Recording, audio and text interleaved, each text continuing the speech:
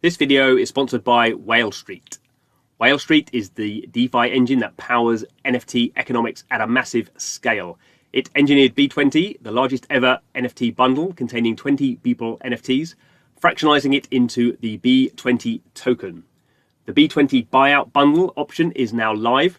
Anyone with 5% of the overall supply of B20 tokens can now bid to buy the entire bundle.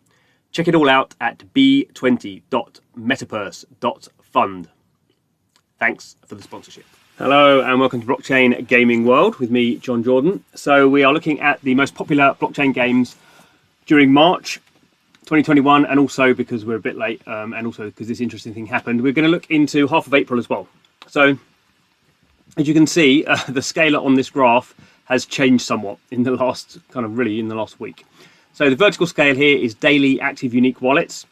Until not that long ago, we didn't have anything over 10,000 daily active unique wallets. So for the longest time, we had Splinterlands here in yellow, doing about 6,000 or 7,000, still doing about 6,000 or 7,000. And then at the start of 2021, we kind of had these two games, Uplands and Alienworld, the blue and the red lines, first becoming the most popular blockchain games, breaking through Splinterlands. Then they're breaking through 10,000 daily active unique wallets, which was itself quite a big deal. And we can see actually, in other kind of news, the news would be about kind of Uplands now getting up to about going up over 20,000. So Uplands is a game running on the EOS blockchain, a mobile game, like a Monopoly style game. And its kind of growth rate has stayed quite steady, but continuing out as it does more marketing. So the weird thing that's happened is Alienworld, which was sort of neck and neck with Uplands, has suddenly had this kind of inflection point and got up to over 100,000 daily active unique wallets in one day. So we need to unpick this. Really, most of the video will be talking about that, I suppose. So Alienworlds is what we call an idle game. So it's very, very simple at the moment, at least. There's plans for it to get more complex, but at the moment what you do is you basically you go and mine some tokens. So the tokens are called TLM tokens, and basically you mine those by choosing a planet to mine on, and you can equip different NFTs, and obviously the better the NFTs, the more of these tokens you can mine. And if you have very high-end NFTs, you can also you have a small chance, but if you have good NFTs, good NFTs attached, you also get a chance to kind of mine more NFTs. So there's a kind of a token element to it and an NFT mining element to it. And obviously the tokens are a token on the Wax blockchain. It runs on the Wax blockchain. And that's all you do really. You press mine, you hit a button called mine, you mine these tokens, you claim the tokens, then you have to wait for a certain period of time before you can mine again. So it's an idle game where you're basically hitting a button then waiting. Not very interesting as a game, but there's a whole bunch of stuff coming on in terms of kind of PvP battles, and there's NFTs for that as well. And a whole bunch of stuff about governance of planets, and it's fairly complicated in the long term, but at the moment it's a very simple game. So what's happened here is that Binance, the massive crypto exchange, started allowing its users to yield farm this TLM token. So there's 150 million of these tokens are being made available to Binance. There's actually over 1 billion tokens kind of out there already. So the Binance supply is not an enormous amount considering what's out there. Kind of about 10% really. But obviously it's driven a lot of interest in the game. There's been billions of dollars staked within Binance to earn yield farm these tokens. And obviously at the same point of time now, these TLM tokens are now available for trading on the Binance exchange, other exchanges as well. And this has obviously driven this massive sort of increase in in-game kind of usage. The other thing to at least think about, I haven't got a conclusion for it, is that it's how much of this growth is driven by bots. So all blockchains have an issue with bots, but it depends a little bit on the blockchain to how much of a problem you have, and obviously to degree the game design as well. So Alienworld as a idle game is massively easy to it's really easy to bot. All you do is press a button and wait. That's what bots are brilliant at. So it's also on the Wax blockchain, which is a version of the EOS blockchain. So there's no gas fees. You basically stake some tokens to get access to the network. So those two aspects make me at least think. My gut feeling is quite a lot of this. I wouldn't like to put a number on it, but quite a lot of this is driven by bots, because basically you're getting this token. You can now take that token out and dump it on Binance and get, BNB tokens or Tether or whatever else. So basically you've got this situation where you're basically creating money, or creating a token that you can go and swap for money.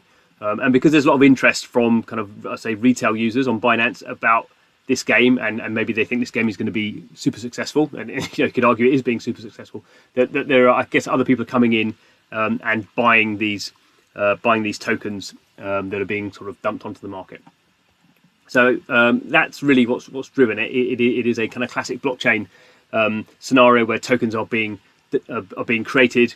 They're literally being yield farmed on Binance, being farmed on the game. No one quite knows. I think a lot of people have what shall I say? Over-optimistic viewpoints on what the value of this token will be. So the token value is about 50 cents at the moment. At one point, before this happened, it was actually trading bizarrely on one very small exchange for $5. So I think that's confused people as well, that they kind of think this token is going to go back to $5 somehow. So there's a lot of confusion. This is not really based on, this popularity is not based on the game. I'm sad to say. This is based on some other stuff. But this is sort of the situation we get into with blockchain games, or with anything on a blockchain, that you basically are creating value. And when these things first launch, no one really knows kind of what the long-term value is. And so you typically get these sort of, this is definitely, I would say, a bubble. Now we can have a look at the graph in another form. So this is just looking more at the other games. And this is a log scale. So it's exactly the same data, but this is now a log scale. So we go from 100 to 1,000 to 10,000 to 100,000. So this is not equal kind of delineation of the vertical scale. And it just makes us, it's very useful when you have very fast changing lines like Alienworld here. So we can kind of see here at the bottom, we have Axie Infinity, which is kind of going up and down, around 1,000. This is very much driven by Ethereum gas fees. We have this other game, Crypto Dynasty, roughly about the same. We have Prospectors. It's actually two games. It's one version of the game running on the Wax and the EOS blockchains, so doing about 2,000, something like that. Then we have Splinterlands here doing about 7,000. Upland, which I say would be the headline act here. We see it starting at about kind of 2,000-3,000, gradually growing up, breaking through 10,000 in the end of February.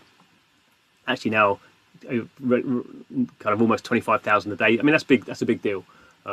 That's been driven, as you can see, that the kind of the growth is much more. It's kind of similar to how Alienworld was. I think we can suggest that growth is sort of organic growth. That's been driven by people interested in a product, and probably marketing and all the usual stuff we have. This kind of weird change of direction is suspicious to me. So Upland is doing really well. It's a mobile game. You can check it out on the Google Play Store and the Apple App Store. If you haven't, it's well worth checking out. Bit more detail. So here's what Upland actually looks like on a kind of linear scale. So we can just see, and even here the growth. So this is there's daily volatility up and down, but we can just kind of see, even here the growth is sort of accelerating. So the gradient of this graph is sort of changing. It's getting the growth is increasing. The numbers of new wallets are increasing sort of daily. Obviously at some point that has to peter out, but this is still only 25,000. You can consider the millions of people who play games, or the billions of people who play mobile games. There's still a long way to go. And then finally I've just put one in for Splinterlands, because this is always, I'm interested in Splinterlands. So we can see here, started off about 6,000. You get these peaks because every 2 weeks there's a tournament, and at the end of the tournament, how well you place on the leaderboards means you get more rewards. So you tend to have this characteristic peak at the end of every tournament when people are really playing a lot on the last day to maximise their rewards. And we can see here actually these two peaks here, in kind of this period in kind of March, April. Actually, Splinterlands is also hitting an all-time high. So basically, we've got 3 games at the moment hitting an all-time high: Splinterlands, Upland, and Alienworld. But Alienworld's growth is just so ridiculously over the top that it's kind of overshadowing everything else. So one thing will be interesting to see, obviously at some point this is going to stop. The other thing is Alienworlds has started to put in some anti-bot measures in the game. So now if you play Alienworlds, whenever you do a transaction, you have to do a recapture as well.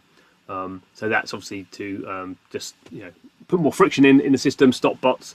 So I imagine we'll probably see this dropping away quite severely as these recapture kind of anti-bot methods come in, because actually the amount of transactions that Alienworlds is putting through now is actually causing problems for other things on the Wax blockchain. So you're sort of having you're starting to see the congestion on Wax that we saw originally on EOS, and now we see on Ethereum.